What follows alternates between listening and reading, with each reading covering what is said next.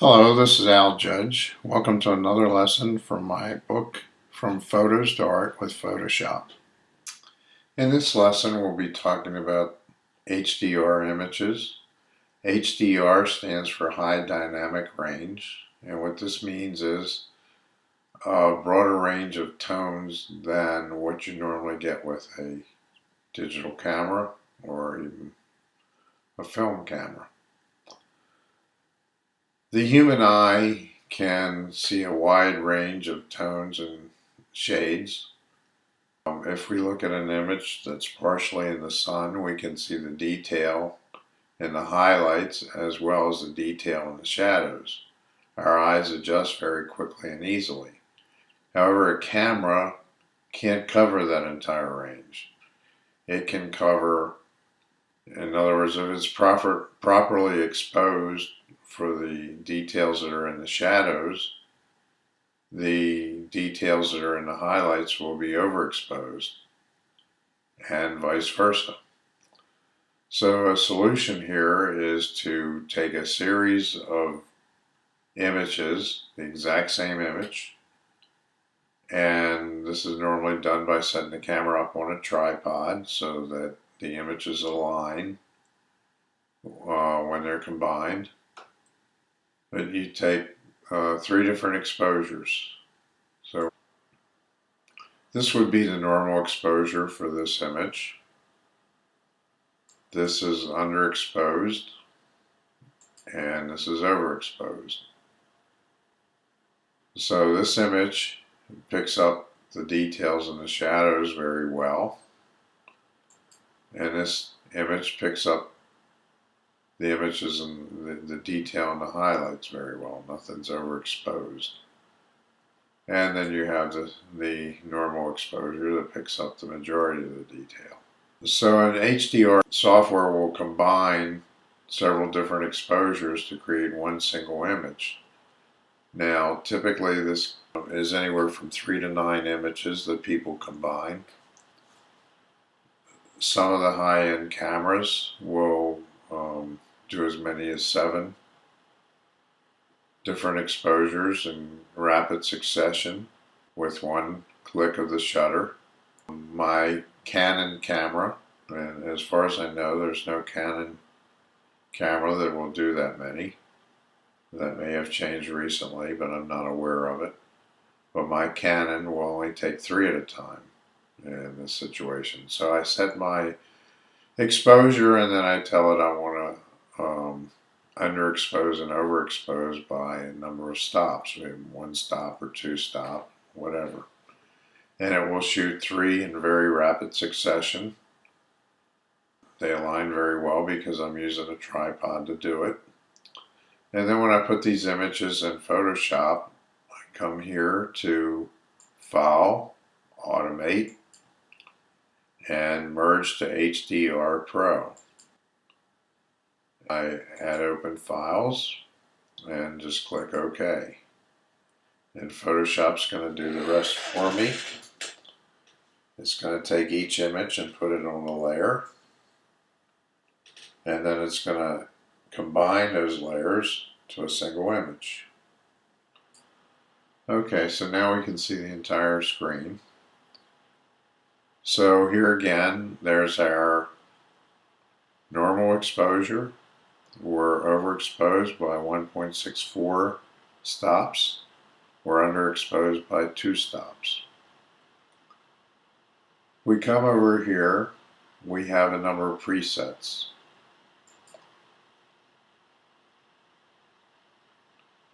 Photoshop didn't do a great job with their presets. There were a lot of people who were not very happy with them.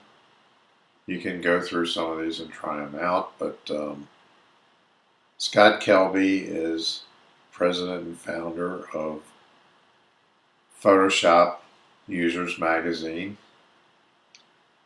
and one of the people on his staff is R.C. Concepcion. They both are rather proficient with HDR images, and they because of their close association with Adobe, and they kept challenging Adobe to have better presets for this HDR operation, Adobe came back to them and said, why don't you guys create a couple of presets?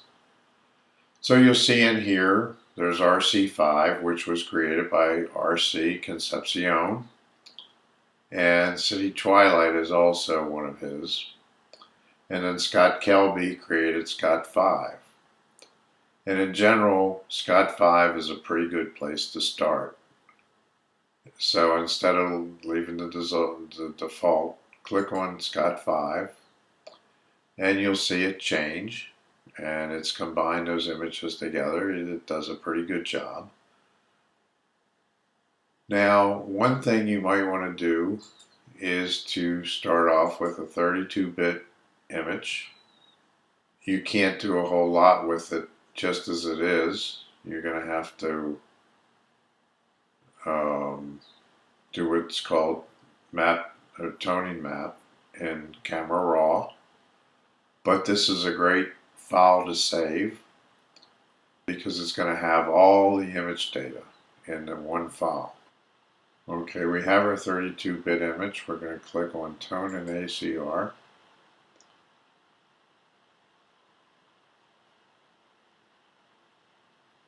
Okay, so it opens Adobe Camera Raw, and you can start making some adjustments here. You're going to adjust your exposure. You can improve clarity, vibrance, any number of things. You can brighten up the shadows. You can darken the highlights. And you can generally tone this image and refine it. You can grab the white balance eyedropper. You have something that you know is either white, black, or neutral gray. You can click on that. And in this case, I know this tire is pretty black, so I'm going to click on that. And it's going to adjust my white balance. Now I might not like that. I can pick another spot. This truck in the background is a pretty neutral color. Now that's going to give me much too much blue. I'm going to go back to that black.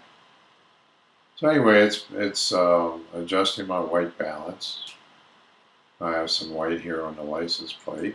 You can try that. You can try different things in your image to see if you have something that will help the white balance. You can also play with the slider to warm it up a little, cool it down. You can increase your contrast. You can basically do whatever you want with it, and you just, when you're done, you commit these changes, and you now have a 32-bit HDR image that's been processed through Camera Raw, and you can go back at any time and revisit that, readjust. So that's worth saving, and you can import this image into other software that does HDR and use it there. Now we're going to go back to combining these three images and do this slightly differently. Go to File, Automate, Merge to HDR, add open file. So I'm going to say OK.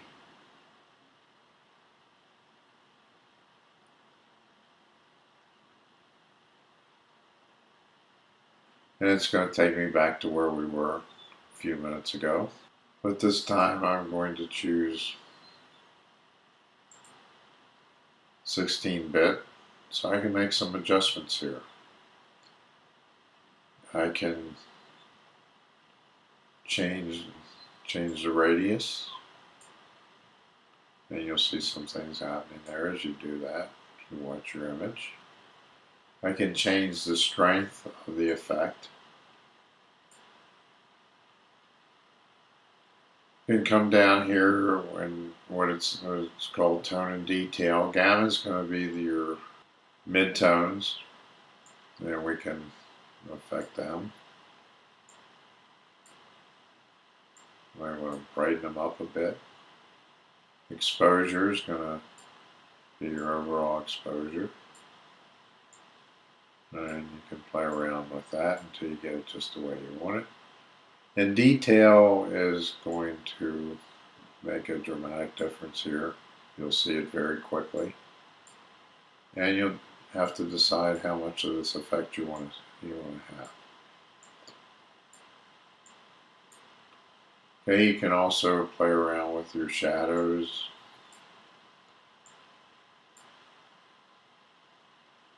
And highlights, you can knock them down a bit. Got a little vibrance. Anyway, it's beginning to shape up. Add a little saturation maybe.